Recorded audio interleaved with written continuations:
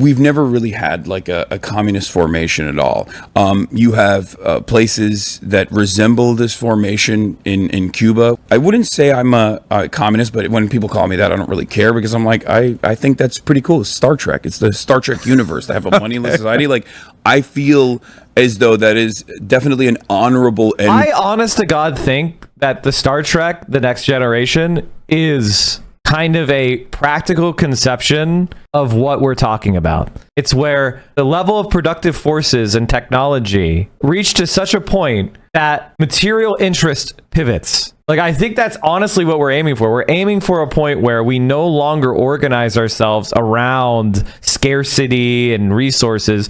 And because that material abundance exists, it allows us to have moral abundance. Star Trek is about material abundance and moral abundance, right? When we get rid of the parasites, when we get rid of the exploiters, and we structure our society about human flourishing and human actualization and human development and potentialities and art and culture and exploration and knowledge, that's really like the best practical example of what we're aiming at. So what I'm hearing, and tell me if I'm hearing you correctly, is the core ethos of communism in your mind is almost like a collectivist spirit that you would have almost like with your family. For sure. But it's even beyond that. It's just it's the next stage in the evolution. It's like moving away from like feudalism to capitalism, like capitalist liberal democracies, and then the next stage from that, from social democracies to socialism, and then eventually, I guess, like once there's no more need, once we have everything produced, maybe one day in the future we could have all of these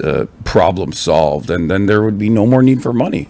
Who knows? I'm not saying that that's like what I suspect is going to happen. Right? No, that could definitely happen. I don't think that that's wrong. I like, already we live in such a highly productive world. It's just a problem of distribution and motivation. How do we have the material abundance that we have and the development that we have? How do we get the entire world to that level of development? Like, if we think about our most developed areas of the earth, how do we get everyone to reach that level? What is the systems and processes we need to put in place so that Norway looks like it's, not good enough? This world and this solar system and this planet is hyper abundant. We could do it. It's not impossible. It's a matter of building those systems. It's a matter of creating those social and economic transfers. And you can see it in China. In China, they've built like 500 cities.